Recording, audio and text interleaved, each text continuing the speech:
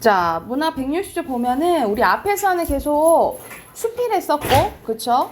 수필 썼고, 마지막에 나오는 게 희곡이거든요. 여러분, 희곡은 뭐의 대본이라 했지? 연극의 대본, 그렇지. 연극의 대본이라 했죠. 그래서 왼쪽 잠깐 봐보면 희곡 써져 있죠. 자, 성격은 사실적, 비극적, 비관적이고요. 배경은 1950년대 후반이에요. 우리나라가 좀 못 살았을 때지, 그지? 최노인의 가족의 이제 삶에 대해서 나오는데, 그래도 우리가 이제 점점점 우리나라가 발달돼 오죠. 근데 이 발달된 과정에서 적응하는 이제 가족이 있는가 반면에 적응하지 이제 못하는 사람들이 있다라고 생각하시면 되거든요. 그래서 그러한 이제 기구한 삶에 대해서 이야기한 희곡이라고 보시면 될 것 같아요. 자, 전체적인 줄거리 한번 봐볼게요.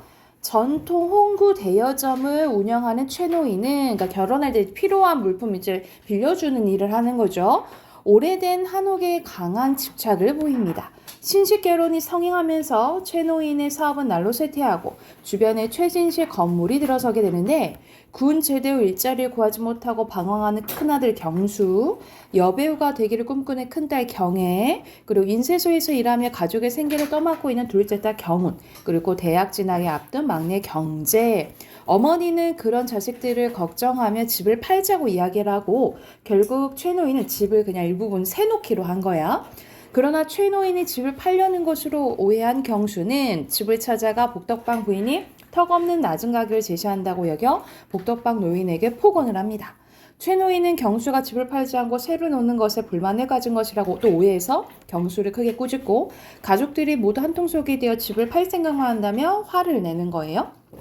경애가 영화사로부터 사기를 당해 수속금을 잃고 좌절하여 돌아오고 우체부가 경수의 취업 통지서를 배달하고 가족들이 기뻐하던 그 순간 경수가 형사들 손에 이끌려 들어오게 되는데 형사는 경수가 보석상을 털려다 붙잡혔다라는 이야기를 전해 듣고 다시 경수를 데리고 전하고 당시 경수를 데리고 나갑니다. 그 사이 경훈이 경애가 스스로 목숨을 끊었음을 발견하고 최노인의 경애가 남긴 유서를 읽다 크게 절규합니다. 그래서 이렇게 좀 비극적으로 끝나는 이야기예요. 자, 제1막으로 나와 있죠. 희곡은 기본 단위가 막과 장이라고 했어요. 그래서 한번 커튼이 열리는 게 이제 약간 장소 변화가 일어난다. 그럼 장이라고 보시면 됩니다. 그래서 보통 1막 1장, 1막 2장 이런 식으로 이제 나뉘어진다라고 생각하시면 될 것 같아요. 자, 무대에 대해서 이제 간단해서 나오네요. 번화한 상가에 자리 잡은 최노인의 낡은 기와집, 정면에 유리문이 달리고 마루를 사이로 두고 방이 둘이고 좌편으로 기역형으로 굽어서 부엌과 장독대 유리문 저쪽은 가게, 우편으로는 대문을 끼고 헛간과 방 하나에 딴 채가 서너평이 못 넘은 좁은 뜨락을 에워싸고 웅크리고 앉았다. 해묵은 지붕은 푸른이 끼며 잡초까지 자라나서 오랜 풍상을 겪어 내려온 이 집의 역사를 말해주는 듯하다. 배경으로 면목이 일신해져가는 매끈한 고층 건물의 앵열이 엿보이고, 그러니까는 이 최노인의 기와집이랑 이런 최진식 고층 건물이랑 어때요? 되게 상반되죠, 그쵸? 자, 엿보이고 좌우편에는 역시 3, 4층이 되어 보이는 최진식 건물이 들어서서 이 낡은 기와집을 거의 폐가처럼 멸시하고 있다. 좌편 건물은 아직도 건축공사가 진척 중에 있는지 통나무로 얽어맨 작업 보조대에 거적대기가 걸려서 건물은 반쯤 가려진 채로다. 이처럼 대차적인 주변의 장애로 말미암아 이 낡으지 안팎에 온종일 햇볕이 안 드는 탓인지 한층 어둡고 습하며 음산한 공기가 찬바람처럼 풍겨나온다. 때는 초여름 어느 일요일 오전이에요. 막이 오르면 질주하는 전차며 자동차의 소음이 잇따라 들려온다. 뜰가에서는 경운이 함석통에 담겨진 빨래를 빨고 있고 그리고 부엌에서는 설거지를 하는 어머니 초라한 모습이 보인다.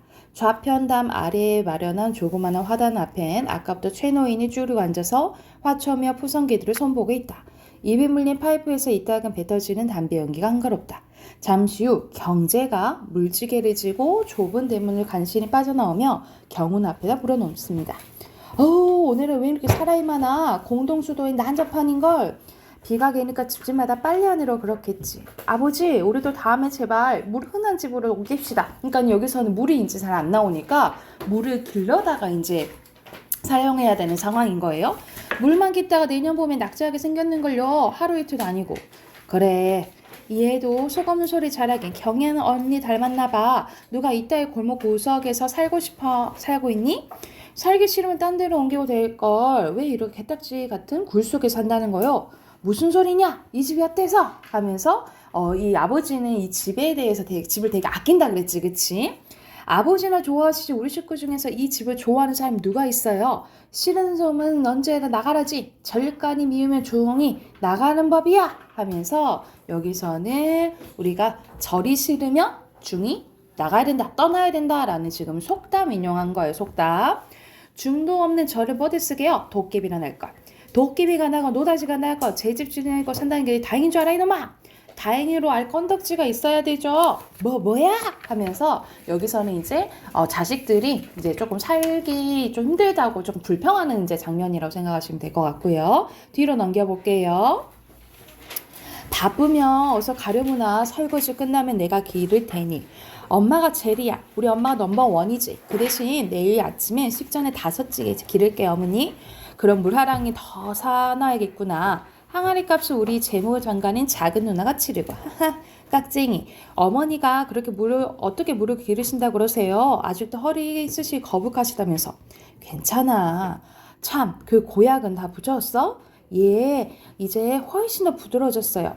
뭐니 해도 강약방의 처방이 제일이야 하면서 우리 보통 이제 아프면 병원 가야 되잖아요. 요즘에는 이제 정형외과 이제 서양 쪽 이제 병원에 가야 되잖아요. 그렇죠? 근데 이 동네에 있는 그냥 약방이 최고이다라고 생각을 하는 거예요. 그래서 이 약방에 대한 이제 신뢰감이 있는 거고, 이거는 뭘 알 수 있냐면 약간 최노인의 예스럽, 최노인의 약간 과거지향적인 태도를 알 수가 있다라고 보시면 될 것 같아요.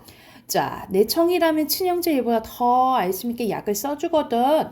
하긴 이 동네에서 옛부터 사귀어온 집은 이제 그 약방하고 우리 집뿐인걸요. 그러니까 이 약방이랑 이 최노인 집 말고는 다 변했다라고 생각하시면 되겠죠.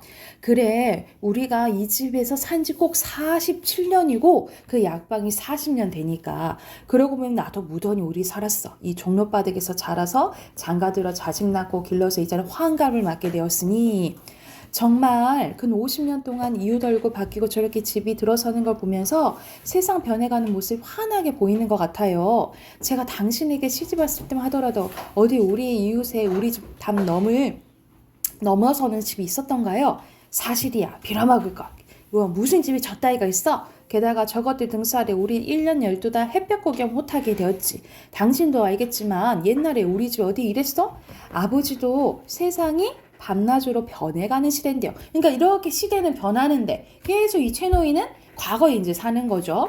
변하는 것도 좋고 둔갑하는 것도 상관하지 않지만 글쎄 염치가 있어야지. 염치가. 왜요? 잿간놈들이 돈을 벌었으면 벌었지. 온 장한 사람들이 내버려듯 저 따위로 층층이 쌓아 올릴 줄 알고 어떻게 이웃이 어떻게 이 피해를 입고 있는지 모르는 말이다. 피해라니요? 저거 심어놓은 화초며 고추모가 도무지 자라나지 않는단 말이다. 아까도 들여다보니까 고추모에서 꽃이 핀 지는 벌써 오래전인데 열매가 열리지 않잖아. 이상하다고 생각해봤더니 저 멋없는 것이 좌우로 탁 들어맞아 햇볕을 가렸으니 어디 자라날 재간이 있어야지. 그러니까는 이 고층 건물 때문에 햇빛이 안 들어오는 거지. 이러다가 땅에서 풀도 안 나는 세상이 될 게다. 말세야 말세. 이 땅에서 풀도 안 나는 세상이 바로 제목이 뭐예요? 불모지인 거지. 그래서 여기서는 이 낡은 집이 그러니까 말 그대로 최노인의 집이 불모지가 될 것임을 암시하는 부분이라고 보시면 될 것 같아요. 여기 이 최노인의 집이 나중에 이제 진짜 불모지가 될 것임을 암시하는 부분이다라고 생각하시면 될 것 같습니다. 한쪽 더 있거든요. 넘겨볼게요. 자, 사람이란 얌치가 있어야 하는 법이야. 제 놈이 군대 갔다 왔으면 왔지. 그러니까 그 첫째인 경수 얘기하는 거예요. 놀고 먹으란 법 없어. 한두 살 먹은 어린애도 아니고 내일 모레 30고개를 바라보는 녀석이 취직이 안 된다 핑계주고 비슬비슬 놀고만 있으면 돼? 첫째로 경운이 미안해서도 그럴 순 없지.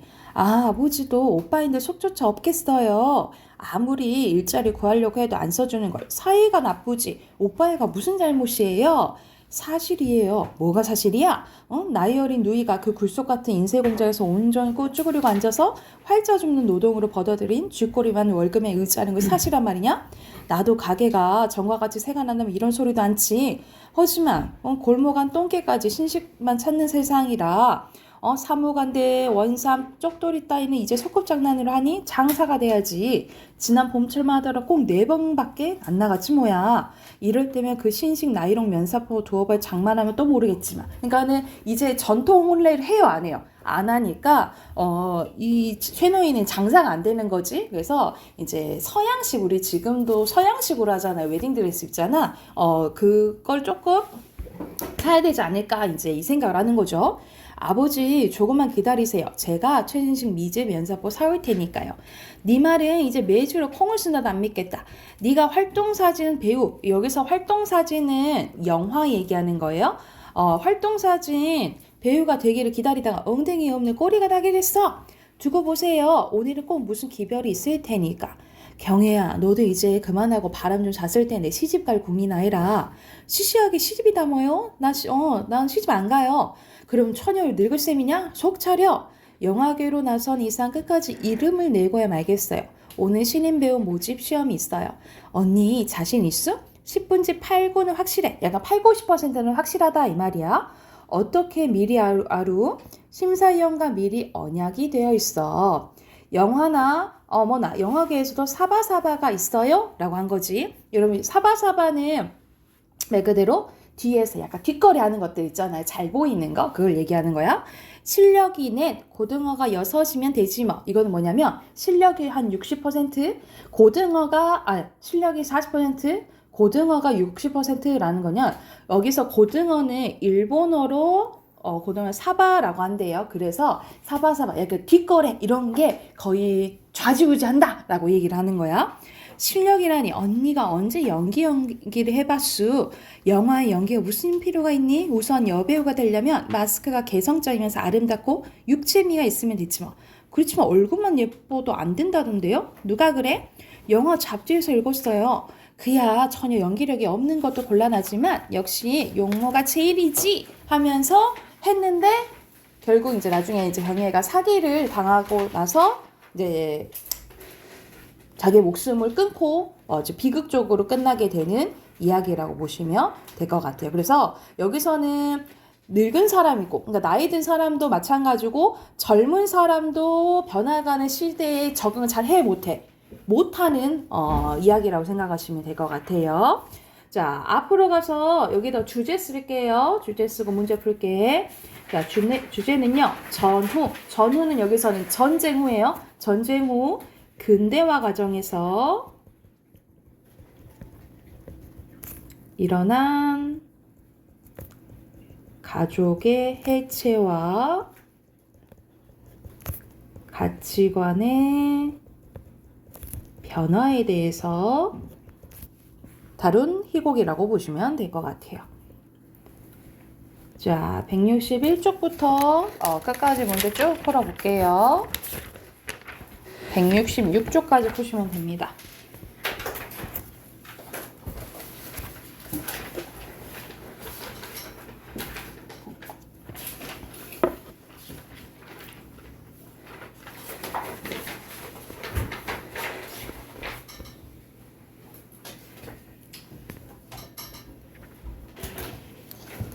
자, 답 확인해 볼게요. 161쪽 가볼게요. 자, 1번에 알맞지 않은 것은 여기서는 우리 희곡은 연극의 대본이라 했잖아. 무대에서 보여주는 것은 당연히 조금은 변화는 할 수 있긴 있지만 좀 한계가 있죠. 2번이고요. 자, 2번에 기억 무대에 대한 설명으로 적절한 것은 5번이고요. 자, 3번에 선생님 아까 니은 부분은 뭐라고 했어? 속담이라 했죠. 그쵸? 속담이 아닌 거 고르면 되겠지? 속담이 아닌 것은 3번이죠. 절강같이 이거 그냥 직유법 쓰인 거죠. 자, 뒤로 넘겨서 4번 가볼게. 경훈이는 효녀죠? 1번이고요. 5번에 기억을 통해 알 수 있는 최노인과 어머니의 가치관은 선생님 과거지향적이라 했잖아. 그치? 4번 고르면 되겠죠. 그리고 6번에 니은 말세의 의미인데요. 최노인에 대해 보일 반응으로 적절하지 않은 것은 이 사람은 자꾸 옛 것을 고집한다 했잖아. 그치? 2번이죠. 그리고 7번 갈게요. 7번에 자, 최노인이 기업과 같이 말한 이유로 적절한 것은 지금 아들 경수 얘기하고 있잖아요. 그러면 1번이겠죠. 취직하지 않고 있기 때문에. 자, 8번의 경애는 뭐 윗사람 뭐 얘기 안 했죠? 1번이에요. 그리고 9번에 선생님 뭐라 했어? 이거는 9세대든 신세대든 지금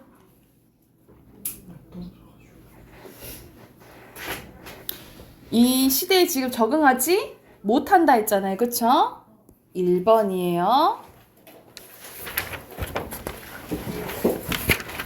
뒤로 넘겨서 빈칸 채울게요. 첫 번째 거는 고층 건물, 그 다음에 부정,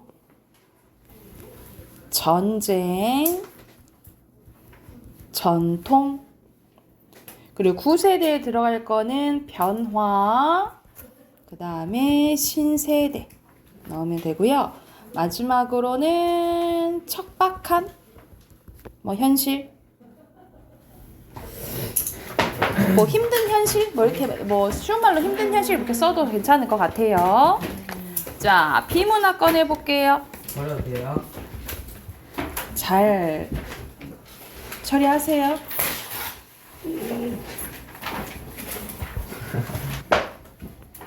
비문학 꺼내세요. 오늘 120조 기술 5, 6 해야겠죠. 먼저 문제 풀고 같이 질문 봐봅시다. 127조까지 푸시면 돼요. 문단 표시하시고.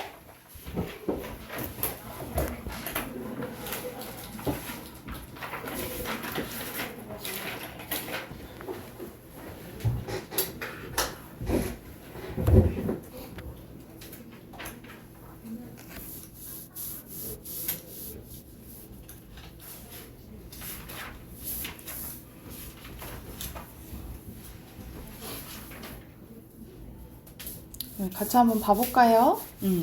먼저 120조. 여기서는 클라우드 컴퓨팅에 대해서 나오는데 우리 지금 이제 흔히 많이 사용하고 있는 여러분 네이버 클라우드 들어봤죠? 아마 이제 사용하고 있는 친구들도 있을 건데 이 클라우드에 대한 설명이네요. 여러분 이 문단부터 같이 한번 봐볼게. 클라우드는 기존의 웹하드랑 어떤 차이가 있을까? 웹하드는 일정 용량의 저장 공간을 확보해 인터넷 환경인 PC로 작업한 문서나 파일을 저장, 열람, 편집하고 다수의 사람과 파일을 공유할 수 있는 인터넷 파일 관리 시스템인데요.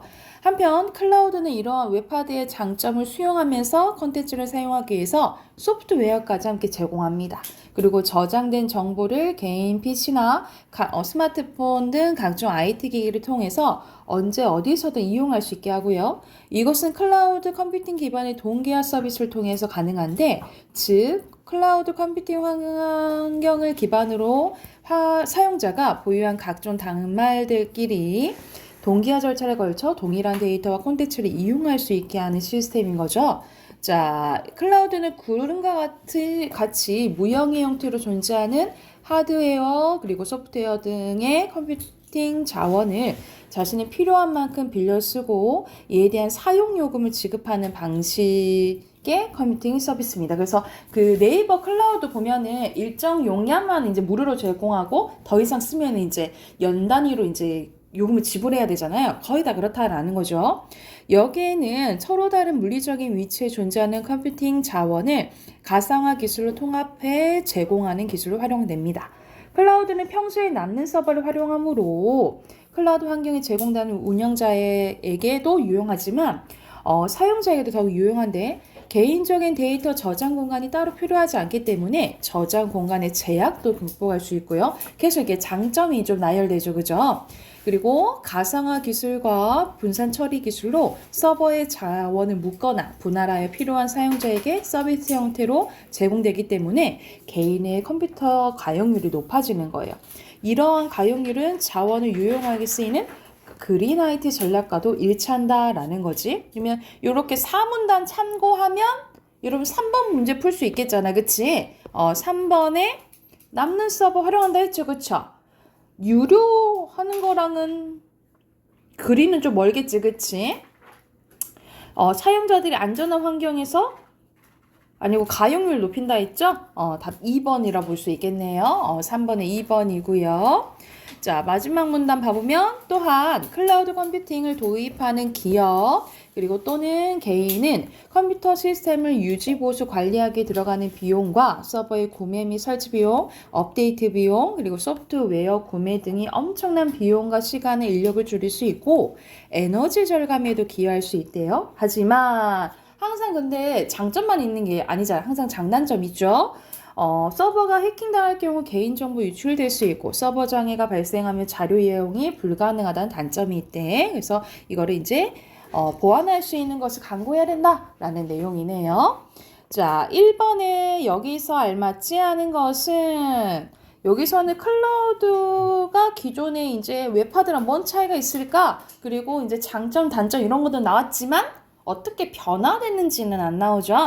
3번이에요. 변천 과정은 없어요.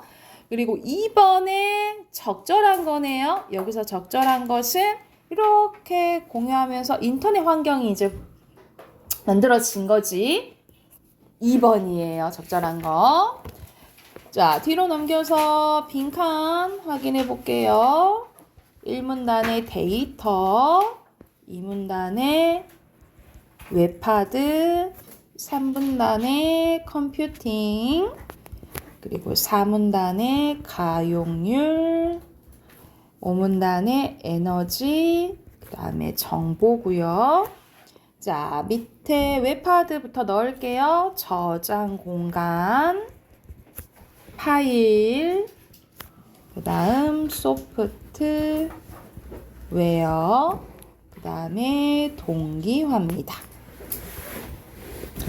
자, 마지막은 클라우드를 보완하기 위해서 노력해야 할 부분 마지막에 나오잖아요. 그쵸? 그래서 여러분 앞에 지문에 마지막 줄 그대로 쓰시면 될 것 같아요. 사용자들이 안전한 환경에서 서비스를 이용할 수 있도록 보안에 대해 대책을 강구하고 위험성을 최소화할 수 있는 방안을 마련해야 된다. 그래서 마지막 줄 그대로 쓰시면 될 것 같아요. 넘어가서 어휘 봐볼게요. 자, 어휘 순서대로 절감, 보유, 기반, 제약, 강구고요. 그리고 순서대로 리을, 디귿, 니은, 기억이죠. 됐나요? 자, 두 번째 거 봐볼게요. 자, 여름에 많이 썼었던 제습기에 대한 이제 원리 나왔네. 그래서 여러분 이제 기술 문제가 나오면 우리 앞에서도 변기의 구조 그리고 사이펀의 뭐 원리 뭐 이런 거 나왔잖아. 그치? 그래서 어떤 구조로 이루어져 있는지 그리고 원리는 뭔지 이런 것들은 그 과정들이 조금 보통 나오잖아요. 그치? 어떻게 해서 어떻게 된다. 그래서 순서나 아니면은 그런 용어들을 좀 잘 기억을 해 두셔야 돼요. 자, 여기서는 습도에 대해서 먼저 나오네. 습도에는 절대 습도와 상대 습도가 있는데 불쾌지수를 따질 때 습도는 보통 상대 습도를 얘기를 합니다. 절대 습도는 말 그대로 일정한 부피의 공기 중에 포함되어 있는 수증기의 양을 말하고 상대 습도는 상대적인 습도, 즉 현재 온도의 포화 수증기량에 대한 대기 중에 수증기량을 백분위로 나타내는 건데요. 일기예보에서 말하는 습도는 상대 습도인데 쾌적한 실내를 위해서는 상대 습도는 40에서 60% 유지하는 것이 좋대요. 근데 우리 보통 여름에는 막 습도가 막 8, 90, 막 90% 넘잖아요. 그쵸? 포화 수증기량이 많아지거나 대기 중 수증량이 적어질수록 상대 습도는 낮아지는데요. 포화 수증기량은 온도에 따라 높아지게 마련이므로 공기를 가열하여 포화 수증기량을 늘릴 수 있고 이에 따라 상대 습도를 줄일 수 있대요. 또한 공기 중의 습도를 직접 제거해도 상대 습도를 낮출 수 있는데 제습기는 이러한 방식으로 상대 습도를 조절해서 공기를 쾌적하게 만듭니다. 공기 중의 습기를 제거하는 방식에는 또 냉각식과 뭐가 있대? 건조식이 있는데요. 건조식은 화학물질이 흡습제를 이용하는 방식인데 가정에서 사용하는 제습 제품과 같이 공기 중의 습기를 직접 흡수하거나 흡착시킵니다. 흡습제가 습기를 더 이상 흡수하지 못하면 흡습제를 다시 가열해서 이때 분리되는 습기를 제습제 바깥으로 내보내면 이 흡습제를 다시 사용할 수 있대요. 이러한 방식은 밀폐된 공간에서 소량의 수분을 제거하는 데 유용한데 이 흡습제에는 수분을 흡착시키는 능력이 뛰어난 다공성 물질인 실리카겔, 알루미나겔, 그리고 폴리큘러시브, 그리고 염화칼슘 이런 것들이 있대요. 냉각식 제습기는 공기 중에 수증기를 물로 응축시켜서 습기를 조절하는데요. 수증기를 응축시키기 위해서는 이슬점 이하로 공기 온도를 내려야 한대. 때문에 냉각식 제습기는 냉각을 위해 에어컨과 같이 뭐를 이용한대? 냉매를 이용한대요. 이 프레온 냉매는 여러 가지 종류가 있는데 제습기에는 R-22 이게 사용된대. 습한 공기를 팬으로 빨아들인 뒤 냉매를 이용한 냉각장치로 통과시키고 이 냉각장치를 통과하면 당연히 온도가 낮아지겠죠? 공기가 이슬점에 도달해 수증기가 물로 변해 냉각관에 맺혀 물통에 떨어져 물이 모이게 되고 찬물을 담은 컵의 표면에 물방울을 맺힌 것 같은 원리인 셈이라는 거죠. 습기가 제거된 건조된 공기는 응축기를 거쳐 다시 데워진 후 실내로 방출된대. 상대 습도가 높을수록 공기 중에 수증기가 물로 변하기 쉬워 제습기에 효과적이래요. 이러한 유형의 제습 외에 전자식으로 요즘에는 하는 것도 있는데 전자식 제습은 펠티어 효과를 이용한 열전 냉각 방식으로 작동합니다. 펠티어 효과는 다른 두 금속의 양 단면을 서로 연결하고 전기를 통하게 하면 그 양 단면에서 발열과 냉각이 동시에 일어난 현상이래요. 전자제습기는 이 효과를 적용한 열전 반도체 소자를 이용해서 냉각되는 금속판 쪽으로 공기 중의 수증기가 응축되어 밖으로 배출되는데 이러한 전자식은 소음도 없고 소형화 가능해 카메라나 보청기 같은 정밀 기기를 보관하는데 사용된다라는 내용이네요. 자, 그러면 1번에 여기서는 내용 일치 문제네요. 1번에 몇 번이에요? 여기서 알맞지 않은 것은 발열과 냉각이 동시에 일어나는 거는 전자식이죠. 냉각식이 아니에요. 5번이고요. 자, 2번에 여기서는 이 과정 이런 것들 잘 보라 했잖아요. 그치? 자, 여기서 알맞지 않은 것은 냉각장치 통과하면 포화 수증기 양은 또 줄어들지 않아요. 그쵸? 2번이네요. 뒤로 넘겨서 또 빈칸 확인할게요. 상대 습도, 건조식, 그 다음에 건조식 먼저 넣을게요. 흡습제, 다공성, 그리고 냉각식, 냉매, 펠티에, 정밀기기 쓰시면 되고요. 자, 팬에 들어갈 거 공기, 냉각, 장치, 이슬점, 실내 쓰시면 됩니다. 됐나요? 오른쪽에 어휘, 최대한 이슬점, 수증기, 비율, 불쾌. 다음 냉각, 배출, 제거, 흡수 보시면 됩니다. 됐을까요? 마지막 우리 문법 해볼게요. 문법은 마지막에 이제 종합 문제들 나왔거든요. 그래서 여러분이 진도 선생님이랑 배운 부분이 있고 배운 친구 있고 안 배운 친구가 있어요. 아마 종합 문제로 나와 있어요. 여러분 선생님 물어볼게. 우리 실력 완성 1은 했죠? 우리 한 146쪽 펴볼래요? 146쪽은 되어 있죠? 그리고 150쪽은요? 150쪽 돼 있고 152 정연이 어디까지 되어 있어요? 아예 안 되어 있어요. 아 앞에 안 들어서 그렇구나. 아닌데. 그러니까 들은 한 친구 있고 안 한 친구 있거든요.